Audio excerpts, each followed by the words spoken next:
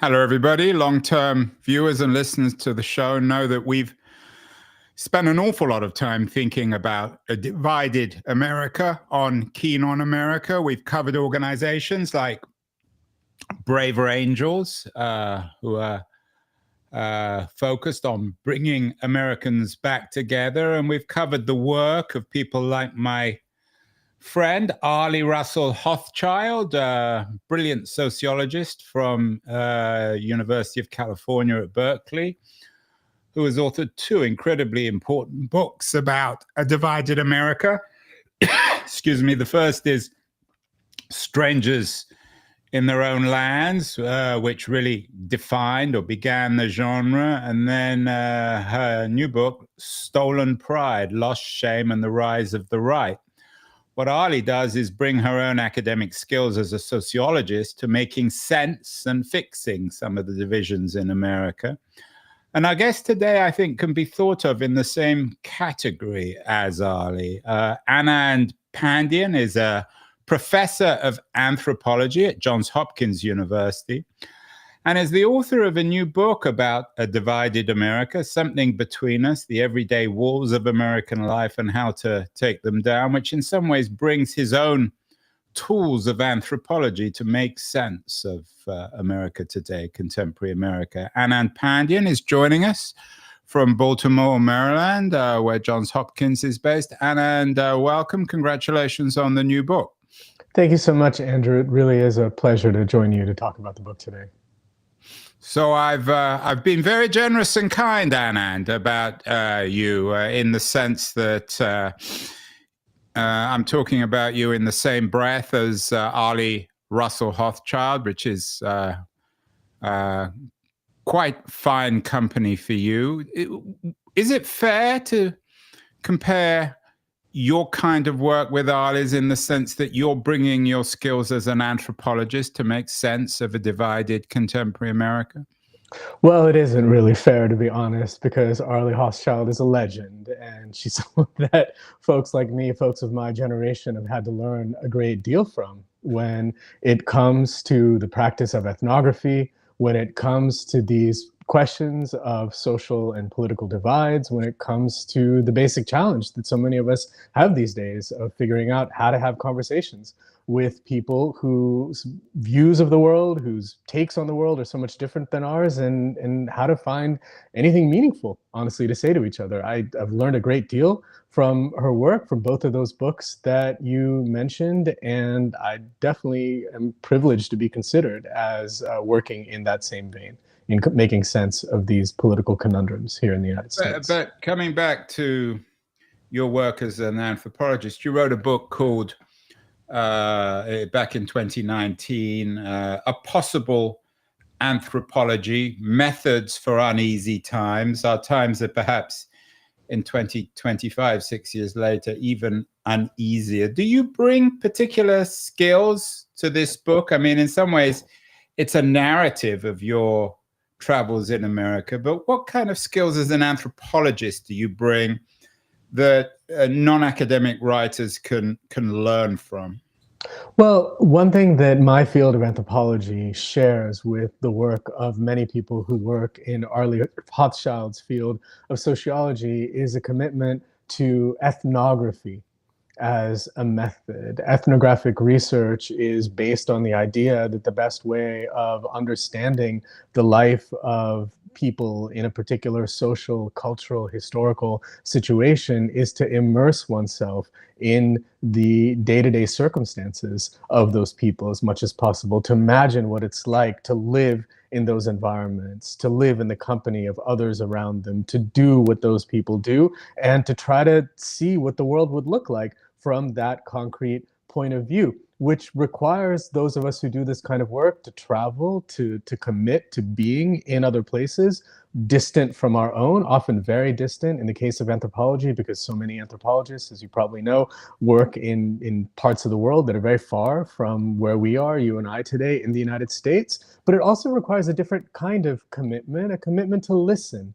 a commitment to learn in conversation, a commitment to find oneself in situations of strangeness, of discomfort, often of existential unease, and to meet those circumstances with an open mind, to meet people with an open mind, and again, to try to see the world from their standpoint, setting aside what assumptions and prejudices we might have ourselves as scholars, individuals, and so on. What's the difference, Anand? And I excuse the naivety of this question. What's the difference between being an anthropologist and being a sociologist? They sound to me like they're doing the same kind of thing. It's really wonderful that you asked that question. It's something that we certainly wrestle with and think a lot about these days in fields like ours. I would say classically, sociologists were concerned with industrial modernity in the West. They were concerned with the radical transformations that the Industrial Revolution and other forms of social change brought to the ways in which people in Europe and the United States and so on lived, the radical transformation in these societies that these changes wrought. Anthropologists classically have worked beyond the West in other places. And in fact, to be honest, anthropology began as a field in the shadow of Western colonialism and imperialism. It began as an effort to understand, and perhaps not just understand, but also manage and intervene differently with regard to the lives of people who were under the thumb of Western dominating powers. And in more recent years, anthropology has become quite critical of that colonial history on the one hand, but also taken seriously the kind of challenge that sociologists have been wrestling with as well, which is what does it mean to live in societies like ours in circumstances such as we have them in places like the United States now. And so in that sense, I would say the distinction between anthropology and sociology has really blurred to a great degree in recent years. What we share, once again, is this common commitment to ethnographic method, to ethnographic exposure, immersion, deep listening, conversation, exposure as a way of making sense of how people live and what they're after from the inside out. Subtitle of your book is The Everyday Walls of American Life and How to Take Them Down. Sounds like the walls of American academic life, certainly the walls between anthropology and sociology, have been taken down. So you're all doing the same kind of thing in a way. I guess traditional anthropologists looked at the so-called developing world, and now parts of America are no different, certainly no wealthier or more successful than, quote unquote, the developing world, in many ways less developed. The walls between anthropology and sociology are naturally broken down.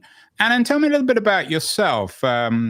Let's reverse the lens. You study the world. Let's study Anand Pandian. Where did you come from? Well, I am the child of immigrants to the United States. My parents came to the United States in the 1970s. My father is a physician, a cardiologist, and he, like many others, came as doctors to the United States in the early 1970s when there was a real shortage of medical expertise in this country. And where did he come from? From South India, from the South Indian state of Tamil Nadu. And he grew up in a city called Madurai. We still have a lot of family and we think of as our native place. And we were able to make a living here, right? Our family and many others who came along with my parents at that time, from the same region, sometimes from the same medical school class. And I inherit that immigrant legacy. Where were you? You were born then in the U.S.? I was born in the U.S. I was born in New York City, in the Bronx, actually. My sister and I were both born in New York. We eventually moved to Los Angeles, where my brother was born. Do you think, talking to you perhaps as a teenager or even a graduate student, I know you were at UC Berkeley in the 90s, could you have ever imagined treating America as an anthropological subject? Did it occur to you, I mean, even before you were a grad student and probably didn't even know what the word anthropology meant, but did you think and your family think of America as being an advanced place, the quintessentially modern community in the world, your family coming from South India. Presumably they were economic migrants, people who wanted the opportunity, the money, the lifestyle in the United States. But also the chance to educate their children, the chance to give them the kind of life that they couldn't have themselves. My family, my father's family in particular, was quite poor. My grandfather, my father's father, was orphaned at a very young age. He was a shop boy for many years. I've written another book together with my grandfather about the really improbable trajectory of his life. He grew up in Burma. He came back to India at the outbreak of the Second World War as a refugee. He was really left penniless when he came back. Aya's Aya's account? accounts, exactly. Yeah, this was exactly. your book written in 2014. Exactly. And we use the near century of my grandfather's life as a way of telling a story in that book about modern India and the radical changes that you've seen in that country over the last century. But I share all this because the immigrant experience is, of course, about opportunity, but it is also about displacement. It's about learning to make your way in a world that isn't your own, learning to assimilate values and ideas and experiences that are unfamiliar to you. And I would say that at some level, there is no anthropology without a willingness to entertain that possibility. You can't do work like ours without a willingness to sort of abide with conditions of being somewhat out of place. And so, though I didn't necessarily think of becoming an anthropologist growing up, the basic challenge of navigating cultural situations and circumstances that were different from what we had at home or what we knew that our extended family would practice. All of those things were in fact familiar to me. I had one foot in this country growing up. I had another foot in India growing up, and I wound up being an anthropologist of India. Several of my books are based, like the one that you just mentioned, on field research I've done over the course of many years and you just in wrote India. One on Collywood on the Indian filmmaking. movie industry. Exactly. And sorry, go on. Oh no! Well, what I was going to say is that I was pretty comfortable with that notion that as an anthropologist, my task was to bring back to the United States stories from elsewhere. But it really was the 2016 election cycle and the rise of this xenophobic rhetoric and all of these promises that were made about expelling people who didn't belong that got me really unsettled. It hit our family in personal ways as well. My own father was yelled at one day when he was walking down the road in Santa Monica, California, "Go back to your own country." I recount in the book an incident that my own son faced that fall of 2016 at the swimming pool where he was learning how to swim at the age of 8. All of these things hit us really personally. What happened to your son?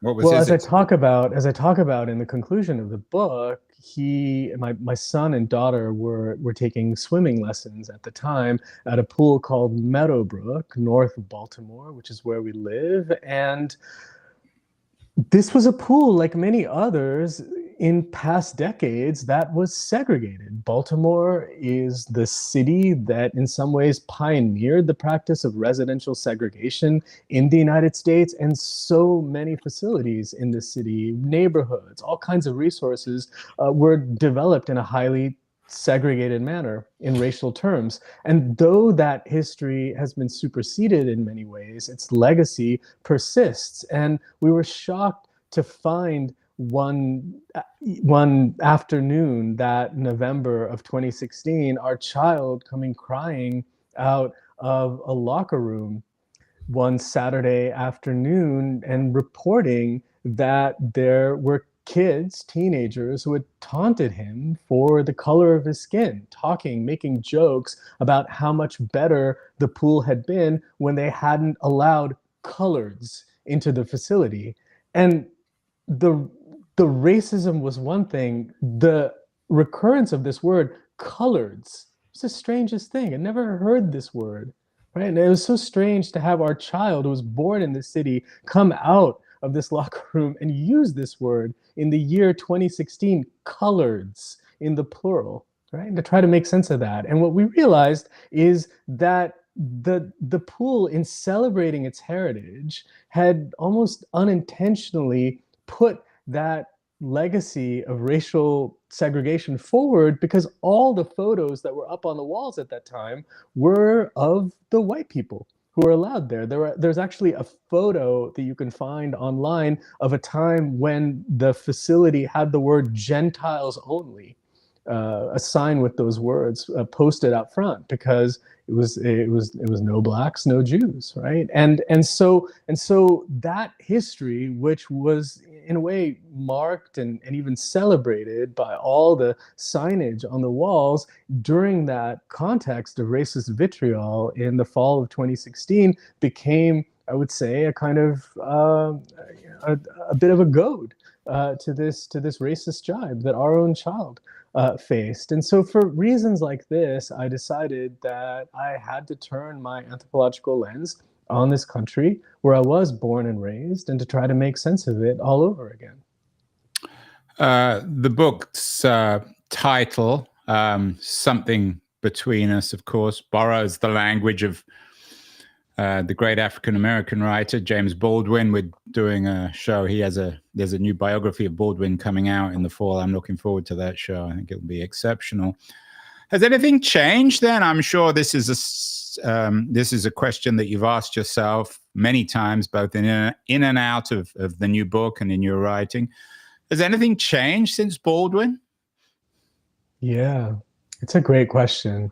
As I talk about in the book, the phrase "something between us" comes from the famous debate that he had with William F. Buckley at Cambridge University, where at a certain point, Baldwin is recounting what it's like to be Black outside the United States, and in Europe in particular, and the sort of disdain and indifference with which white Americans meet him when they're outside the United States. And yet, Baldwin says, there is something between us. They are my compatriots, whether or not they like that idea. And the book plays on that double sense of something between us, that on the one hand, there's that connection that Baldwin insists on, that national connection, the connection of a common shared frame. But on the other hand, there's clearly a barrier. There's clearly something standing in the way of the recognition of that commonality. Baldwin was prescient in all kinds of ways with regard to these dynamics. And there's an enormous amount, I think, that we can still learn from his thinking and from his work, even on this very question of walls and the way in which they work to isolate and insulate those on the inside from having to care about those on the outside. He writes in other places about the indifference that that kind of spatial segregation can allow for, can sustain with regard to the well-being of those beyond our walls. So I'm definitely thinking with him and relying on him as a co-traveler in this investigation, along with many others. But certainly, things have become more intense, more difficult, well nigh impossible in all kinds of ways. And many people that I spoke to, even for this book, talked to me quite candidly about their sense that the country itself was on the verge of a kind of civil war. So this is part of what I'm trying to make sense of. How did things get the way they did? Yeah, it's interesting. You mentioned the Baldwin-Buckley debate. We've got an upcoming show with Sam Tannenhouse, who has a new biography of William Buckley out. So I'll have to ask him about the Baldwin debate. Your book, though, is an attempt to not only to make sense of what's happening, but also to bring the walls down. I mean, it's clear where your politics are, and you're not shy to express that. It's clear that you're for a multicultural, tolerant, understanding America. But you don't seem as angry as some other writers. Recently, we had Deborah Baker on the show. I'm not sure if you're familiar with her. She lives in Charlottesville, Virginia. She has a new book out, Charlottesville, An American Story, which is about the Unite the Right rally in 2017, where people walked around her town, great university town, Jefferson's town, waving Nazi flags and chanting Nazi songs about Jews and blacks. Are you trying to do away with the walls between the Unite the Right folks and guys like yourself and probably myself?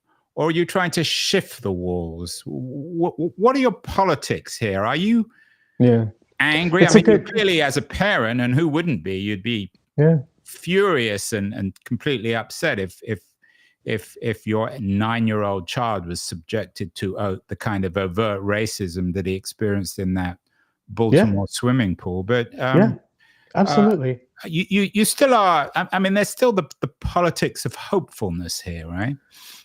So I think a lot turns on where we seek or how we seek those resources for hope.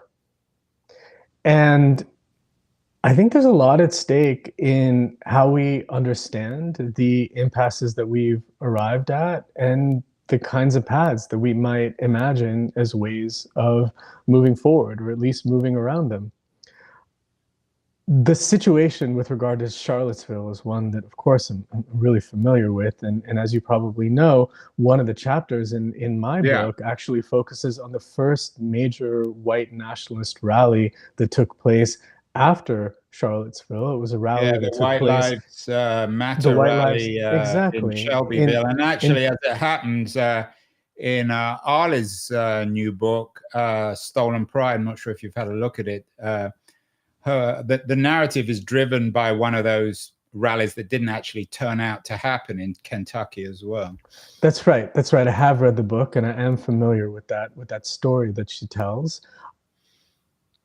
So I think it's important that we acknowledge that there are things happening now in this country that are profoundly violent, profoundly dangerous, and that we need to find a way of containing, and we need to find a way of managing in a different way that doesn't result in the continuing deepening of the kind of hatred and vitriol that we've seen so much, especially in online venues. And in going to a rally like that, as I did and as I recount in this book, the effort is not to somehow seek common ground or to find agreement, to sort of find a place of compromise between. So you're not, I'm not sure how familiar you are with Braver Angels, but you're not really in that camp.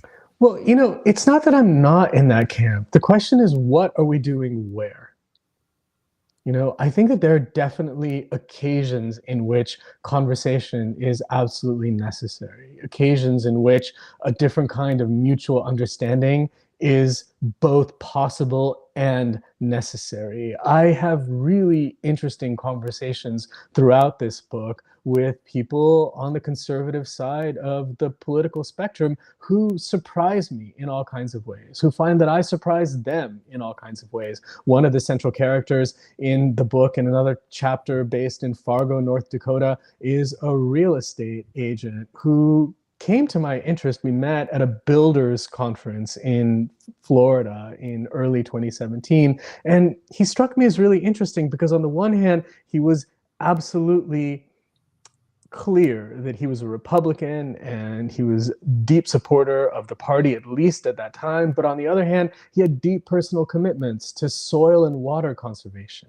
And there were things that he was doing in his life that were clearly more complicated than a caricature one might have of a diehard Republican from North Dakota. And indeed, when I spent some time with him in Fargo later that year, I became aware of some of those complexities, the nuances in his positions with regard to immigrants and refugees, for example. And this is a little of what I talk about in that chapter. There's another chapter where I talk about an old friend of mine that I grew up with in Southern California, who grew up leaning conservative, who grew up listening to right-wing talk radio, and how we just stopped talking after a certain point, but began talking once again in 2017 and try to make sense really of how it was that the two of us had fallen into this circumstance of mutual unintelligibility, where we couldn't make sense of each other, of what each other cared about, or even how each other understood what was even happening in the world. I mentioned both of those two figures, and I'll come back to the white nationalists in a second. I mentioned both of those two figures because there are people, there's some among the several people that I encountered through this research who ultimately shifted their own political allegiances, who came to a different understanding of their own political coordinates and a different sense of what their existing party identities could actually enable. That is happening in this country. There are a lot of people who are questioning long-standing commitments that they've made, that their communities have made, that their families have made. They're searching. They feel that they're politically homeless. And I think it's really important that we acknowledge that and we find a way of meeting that in a more open spirit. That doesn't mean, and that is, sorry, just to kind of step back to what you mentioned a second ago, I think that's the kind of work that organizations like Braver Angels are interested in facilitating. That doesn't mean that you can do that everywhere and with everyone. And that's certainly not what I was trying to do in the context of that white nationalist rally. Right. So let's go back to the yeah, white exactly. nationalists, the White Lives Matter event in October 2017 in Tennessee that you write about in the book. As I said, Deborah Baker writes about the Unite the Right rally in Charlottesville, and Ali also writes about that kind of rally, but she writes a little more sympathetically. She tries to make sense of some of the characters who were potentially going to be involved in the rally in Kentucky, which didn't actually turn out to happen. What's your take on the kind of characters who showed up for the White Lives Matter rally? Are they men and stuck in their basements without work? Have they been humiliated by our increasingly feminized culture? Are they psychopaths? Are they Nazis? What do you make of them, and why are we seeing more and more of them in the 2020s in America? They were mostly men. And these larger concerns around the rise of a kind of misogynistic culture and the hard lines of concern and unconcern that it's founded on are really serious matters. There's a gender politics to the intolerance that we see so much of in this country that we have to take seriously. And I try to take seriously as well in different ways, in different contexts in this book. Getting back to that rally in particular, one thing that I noticed and that I write about in that chapter, you're showing a glimpse of the short piece that was in The Guardian that gives a little snapshot of that section, but there's a lot more to say in that chapter from the book itself. One of the things that I point out is that there was a certain kind of tension or a certain kind of let's just call it a tension, or at least a difference between those who were there in jackboots, in uniforms, in with the plastic shields and other fascist regalia. Those who were clearly part of organized formations of a fascist nature. There's a difference between those folks, a stark visual difference, let's say, and others, the many others, again, mostly men, who are on the sidelines, but still expressed a sense of sympathy for this politics, an interest in this politics, an interest in the idea, some support for the idea of breaking the United States up into a series of ethno-states, which was the manifest mission of the organizers of this particular event. I spent a lot of time that day in Shelbyville speaking to people like that, to men like that, who are on the periphery of that demonstration. What I really wanted to make sense of is what they were doing there. What is it that drew them to this kind of politics? There's a somewhat humorous, but also in a way slightly disturbing interaction with a man from the Bronx. I was born as well, that I recount in the book. I told him about how we'd come to this country as a family, and I just asked him point blank, what would you do with people like me, right? People who are invited to come here because the services of people like my father were needed. And he sort of joked, well, you're from India, you guys are Aryan, right? And I don't know. I mean, was that a way to connect? Was it just a joke? The thing for me is that I think it's really important to try to figure out how it is that radical positions, sometimes even monstrous positions, grow out of can grow out of really everyday banal circumstances, right? Things that you don't necessarily take that seriously can wind up having really terrible, difficult effects. And that gentleman in particular, I remember him making sense of this idea of the ethno state by talking about how it is that when you're on an airplane, you're always advised to put your own mask on before you take care of anyone else. And he saw it in those terms. It was as though there were just these warrants in everyday life that taught us that we had to look out for ourselves before we looked out for anyone else. And if we felt that our own lives were in danger, we couldn't afford to look after anyone else. So I want to make sense of how it is that people come to imagine their relationship to others unlike them in such antagonistic terms, not to bridge the divide per se, but instead to understand how it got as deep as it does. And that's really the explanatory burden of the book, to try to make sense of why this antagonistic sense of one's own well-being as opposed to the well-being of others has such deep roots in the contemporary United States. What about the counter narrative, Anand? I'm sure you heard it many times, probably from some of the white nationalists in Tennessee and elsewhere, that the American establishment now has become woke. The universities are controlled by people who are intolerant of other views, that conservatives no longer, conservatives in a generic sense, no longer have a voice. Is there any truth to that narrative in terms of what you call these everyday walls of America? Look, I think this is something that all of us are potentially susceptible to. All of us are susceptible to the temptation of isolating ourselves in the company of others who are just like us, who share the same views, who have the same perspectives on the world, who have the same economic class, the same social background. All of us can do this. And those forms of self-isolation can have a lot of consequences for the kinds of interactions we're capable of having, the kinds of things we're incapable of doing, the extent to which we can meet others with other ideas in a spirit of tolerance and openness rather than a kind of knee-jerk dismissal.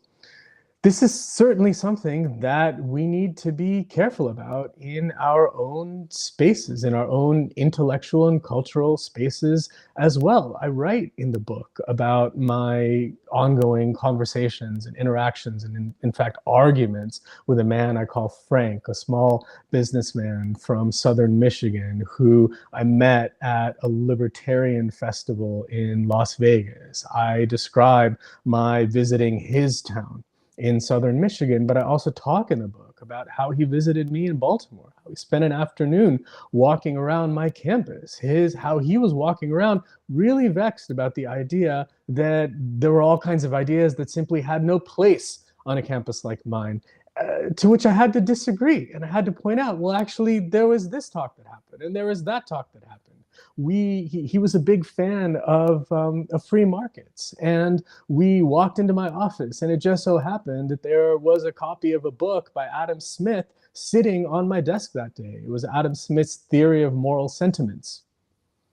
And I held it up just as a way, again, of showing that, those ideas have their place. Well, but Adam Smith is not, I mean, it sounds to me that was a rather long-winded response to my question, suggesting that your side, your group really hasn't done anything wrong. The other side are the ones who don't get it. He shows up to your university, you show him around, he comes into your office, and there's a book from Adam Smith on the desk, which proves that somehow the idea of the free market is attractive. I mean, that doesn't sound very convincing to me. Well, look. I was getting around to your question, and forgive me for being long-winded. I am an academic, and maybe we have that habit. But the point I'm trying to make is that I think the situation has been overblown. I think that there's a great deal of exaggeration with regard to what is said about the narrowness of our discourse and our conversations in academic spaces like mine.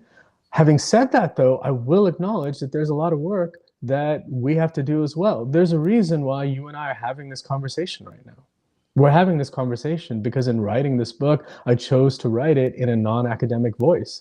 I chose to write it as a storyteller. I chose to write it without jargon. Although I chose to write it. I don't agree with that either. I mean, I'm guessing that 95% of our audience are pretty sympathetic to what you're arguing, to your politics, as I am. So I think we're probably as much in the echo chamber as everyone else. It's very hard to break out of. Let's deal with then how to take these walls down. We know what the walls are. You're not the first or the last person to observe them. You're looking at these walls as an anthropologist. How do we take them down? That's the subtitle of your book. What ways do we have, all Americans, to bring these walls down?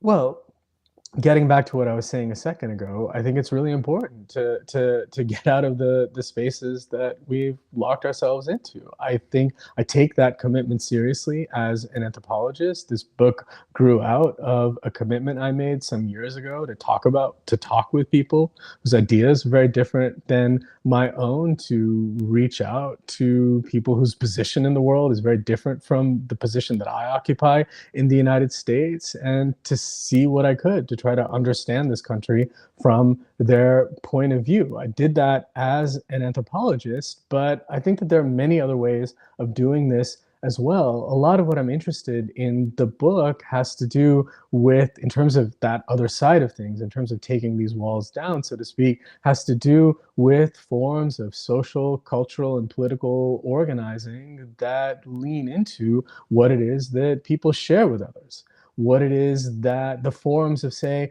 common sense and common ground we can arrive at by organizing in the company of others, by agitating in public space for other pictures of what this country could be. I spend a great deal of time with activists, as you know, for racial justice, for environmental justice, for gender justice, people who are working to build coalitions of the kind that can produce meaningful social change under conditions of radical polarization, often requiring the formation of alliances and political openings that sit a little uncomfortably with our taken for granted political divides, right? There's a whole chapter in the book about the movements all around the country to abolish the pink tax, which have found a great deal of success in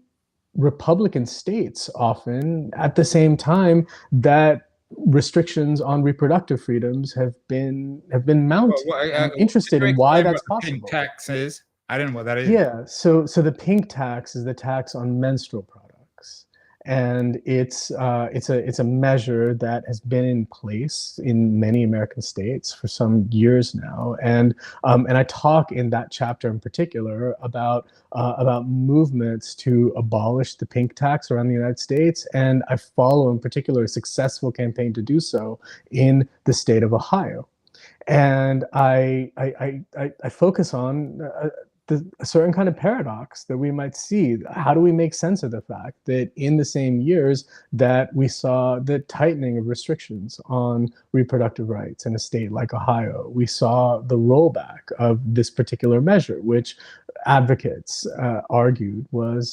discriminatory with regard to, to those who menstruate. And what I try to show is that political opening grew out of some pretty unlikely coalitions that formed between people on the right and the left who found common ground in deciding to campaign against this particular imposition. So in a sense, then your argument isn't that different from Braver Angels. It's ways in which conservatives and liberals, or right and left, can actually agree on stuff, the environment perhaps, as you know, reproductive rights. Although Some people might be watching this, Anna, and thinking, this guy doesn't really want to get rid of the walls. He just, like so many in his camp, they just want to make everyone like us, accept our language, accept our world, essentially extend their wall to incorporate all of society. I know that maybe sound slightly unfair, but it always seems as if ultimately these kinds of books suggest that we can convince other people who are somehow different from us to agree with our views, and it's our views that win out in the end. The book though is as much an account of why it is that agreement is difficult as it is, and even impossible as it is, an attempt to arrive at other forms of agreement. I mean, there's a reason why it's called Something Between Us. There's a reason why the subtitle begins by so is the naming subtitle in a sense, walls. and then that's what I'm curious about. So you've got this Baldwin-esque title, Something Between Us. The subtitle seems softer, The Everyday Walls of American Life and How to Take Them Down. But did James Baldwin believe these walls could be taken down? And do you? Are you suggesting that really you don't believe the walls can be gotten rid of? I think it's a difficult thing to do. And I think that there are many circumstances in this country that leave me, as many others, with a great deal of unease and sometimes even despair. I talk about circumstances that are really difficult. I talk about the fact that a fifth of all Americans who live in residential communities now live in communities that are gated.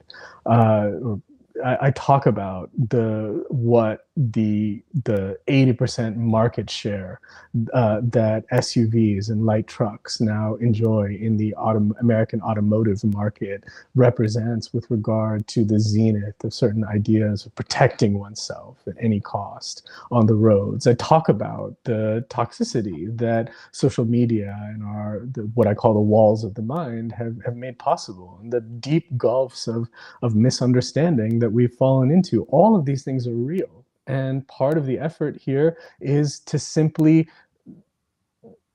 ask us to acknowledge the reality of these divisions and to pay attention to what can happen when they stack on top of each other. What the impasses we arrive at when you leave when you leave your house, not through your front door, but with your car, through the garage, in a sealed vehicle that departs from another sealed space, and travel alone in that vehicle to wherever you're going, say for work or whatever, but you're doing it and you're listening perhaps to some kind of media, if it's political commentary that again may be really polarizing and presumes that you're in full agreement or great agreement with what's being shared. And so you have these ways in which these divisions sort of layer on top of each other and magnify those differences. That's a lot of what I'm trying to make sense of. But the book is ultimately hopeful because I talk about circumstances of real change. I talk about circumstances of change here in Baltimore in the company of activists that I've known and have worked with for many years now. I talk about movements that I've encountered in Texas, in upstate New York, in Ohio, as I was mentioning, that have managed to do really important things. I think it's important to be able to hang on to a realistic sense of the difficulty we're in, while at the same time not allowing that sense of these difficulties to completely obscure from view our understanding of what remains possible. Well, troubling, but perhaps ultimately optimistic. Anand Pandian's new book, Something Between Us. It's just out. Interesting new book, and complements the work of people like Arlie Hochschild. Something Between Us: The Everyday Walls of American Life and How to Take Them Down. And I hope we are able to take them down. Maybe this show will help. Thank you so much, and congratulations on the new book.